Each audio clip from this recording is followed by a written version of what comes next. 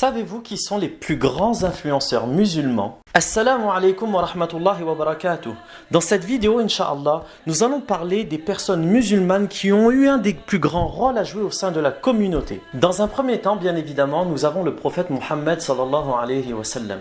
Le prophète est le représentant de Dieu sur terre. Un représentant est celui qui parle ou agit au nom de celui à qui il a été affilié. Par conséquent, le prophète Mohammed sallallahu alayhi wa sallam est celui qui parle et agit au nom de Dieu. Raison pour laquelle Allah subhanahu wa ta'ala, Dieu dans le Coran, nous dit au sujet du prophète sallallahu alayhi wa sallam: A'udhu billahi minash shaytanir rajim.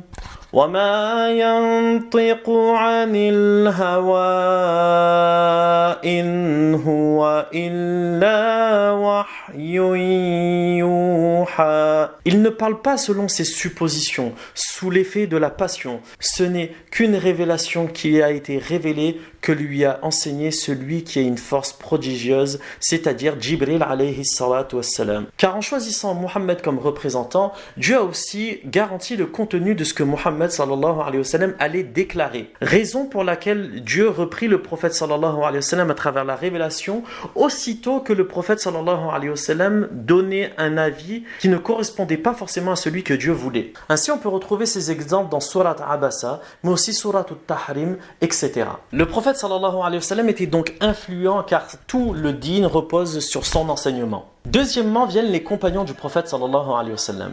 Pour résumer et faire court, le prophète sallallahu alayhi wa sallam a dit: Khayru ummati al-qarnu alladhina bu'ithtu fihim.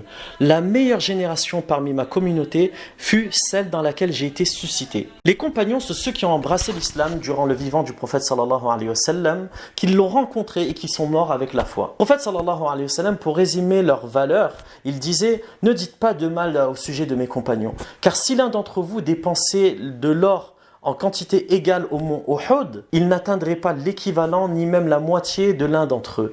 Alors pourquoi les compagnons étaient-ils influents? La première raison est pour la profondeur de leur savoir. Ibn Mas'ud radiyallahu anhu décrit les compagnons du prophète comme étant a'maquhum ilman, ceux qui ont le savoir le plus profond, c'est-à-dire qu'ils ont fréquenté le prophète sallallahu alayhi wa sallam durant leur vivant.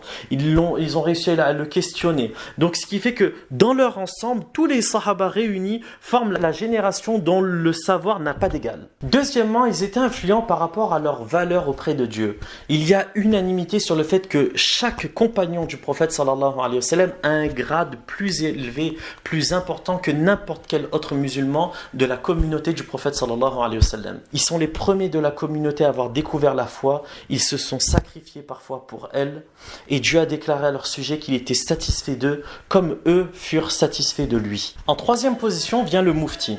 Le mufti est celui qui est spécialiste dans la fatwa.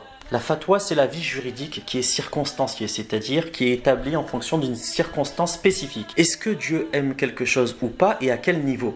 Ça, c'est une fatwa. La difficulté de la mission du mufti est qu'il doit rendre ces ahkam, ces règles-là, à partir des textes qui sont présents dans l'islam. Ce qui nous permet d'avoir des réponses à des questions d'époque en époque, d'année en année, ou de contrée à contrée. En fait, le mufti a une sorte d'autorité législative, dans la mesure où celle-ci n'est nullement exécutive, mais aussi dans la mesure où il expose au grand public des règles déjà présentes dans la législation. Pourquoi je dis déjà présentes et pourquoi je dis dans la mesure? Car en fait le mufti n'établit pas des règles, c'est seulement Dieu qui établit une loi, et d'ailleurs même le prophète sallallahu alayhi wa sallam ne fait que transmettre la loi que Dieu a voulu lui enseigner. Pourquoi le mufti est un influenceur? Bien, pour faire court, si on a besoin de savoir si une chose est obligatoire, recommandée ou permise, etc., on fait appel au mufti. Et d'un mufti à un autre, chacun peut donner des réponses différentes, car chacun parfois se base sur des éléments de réponse qui sont plus fiables, plus concrets et plus crédibles pour les uns que pour d'autres. Par exemple, pour savoir si j'ai le droit de mettre des gouttes dans les yeux pendant le jeûne du mois de Ramadan, je vais faire appel au mufti, qui lui va se poser une question. Y a-t-il une voie directe entre l'œil et la gorge? Bien évidemment, il est clair que celui qui aura le plus de connaissances en anatomie aura le plus d'arguments convaincants. Ensuite vient le qadi. Le qadi qu'on traduit par juge. En fait, le qadi, c'est le mufti qui a été embauché par l'État. Il a en quelque sorte à la fois l'autorité législative et à la fois l'autorité exécutive. Ainsi, lorsqu'une affaire se présente à lui, le qadi aura la responsabilité d'enquêter et de veiller afin que la règle qui concerne cette affaire s'applique. Il pourra par exemple, après enquête, dire si oui ou non il y a divorce qui tombe à ce moment-là. En 2 mots, on explique la différence entre le mufti et le qadi. On dit le qadi yujbir et le mufti yukhbir. Le qadi, il impose la loi, alors que le mufti, il expose la loi. Ensuite vient le mujtahid. Le mujtahid, selon une perspective, est celui qui est à la tête des muftis. Et ce sujet devient encore plus intéressant lorsqu'on commence à parler du alim, le savant. Le alim est à la base celui qui a un niveau de connaissance sur un sujet. Ainsi, quelqu'un peut être alim sur quelque chose et totalement ignorant sur autre chose. Cependant, au sein de la communauté musulmane, le alim, le savant, est celui qui a suivi des études en sciences religieuses générales. Alors pourquoi générales ? Car il existe un cursus où l'étude repose principalement sur la spécialisation. Une spécialisation en langue arabe, une spécialisation en droit musulman, une spécialisation en sciences du hadith ou encore une spécialisation en lecture du Coran. C'est ce que l'on trouve généralement dans les instituts des pays arabes tels que l'Arabie Saoudite, l'Égypte, etc. À la différence du monde dit indo-pakistanais où le cursus religieux repose généralement sur la généralisation. C'est-à-dire que le alim, le savant, n'est pas un spécialiste, mais plutôt un généraliste. Mon professeur, cher Zakaria, le directeur de l'ITMR, compare souvent le alim, le savant, au médecin généraliste. Il dit que le médecin généraliste est celui qui s'occupe de l'état de santé des gens d'une localité. Eh bien, le alim, le savant, est celui qui s'occupe de l'état spirituel et religieux des gens d'une localité. Raison pour laquelle vous ne verrez jamais un cardiologue donner une ordonnance pour la grippe. C'est la responsabilité du généraliste. C'est pour cela que les gens se dirigent généralement vers les ulama, pluriel de alim, vers les hommes de science, les savants, qui eux sont en lien direct avec le peuple. Vous l'aurez compris, ces ulama sont généralement synonymes de imam. Ainsi, le cursus en sciences religieuses générales a pour but de donner une base solide à l'étudiant sur l'ensemble des matières qui sont présentes dans le din, afin de donner les capacités à celui qui le suit, qui suit ce cursus-là, de pouvoir se référer et comprendre le contenu partagé par les muftis. Là où les ulama sont généralement influents, c'est qu'ils s'adressent directement au peuple. C'est eux qu'on retrouve le vendredi sur le mimbar à faire le Jumu'ah. C'est eux qu'on retrouve à faire des durus, des cours pour les gens, pour le peuple, etc. C'est eux généralement qui sont en contact direct avec le peuple. Après vient le mufassir. Le mufassir est le alim qui a suivi une spécialisation après ses études dans la science du Coran. Son rôle consiste à présenter au public le sens de la parole d'Allah subhanahu wa ta'ala, c'est-à-dire du Coran. Parmi les plus grands mufassirs, on peut retrouver Ibn Abbas, mais aussi Ibn Kathir, Al-Qurtubi, etc., etc., etc. S'ensuit du muhaddith.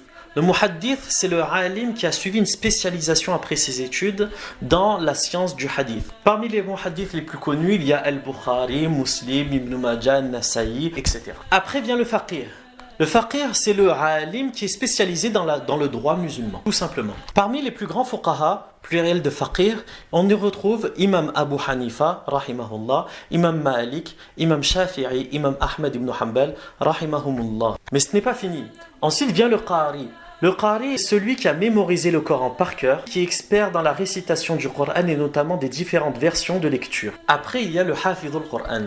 À la base, le hafidhul Coran est celui qui a non seulement mémorisé le Coran, mais qui connaît également l'explication de ces versets et la mise en pratique de ces versets. Sauf qu'aujourd'hui, le hafidhul Coran est simplement celui qui a mémorisé le texte du Coran en langue arabe par cœur. S'ensuit du talibul ilm. Le talibul ilm, c'est celui qui suit simplement le cursus des ulama. Et enfin, se trouve le imam. Le imam, tel que son nom l'indique, est celui qui est devant, c'est-à-dire c'est celui qui dirige la prière en groupe. Mais de façon beaucoup plus générale, au sein de la communauté musulmane, le imam est considéré l'équivalent de alim, c'est-à-dire celui qui a suivi un cursus en théologie musulmane générale. Alors comment savoir qui est qui aujourd'hui?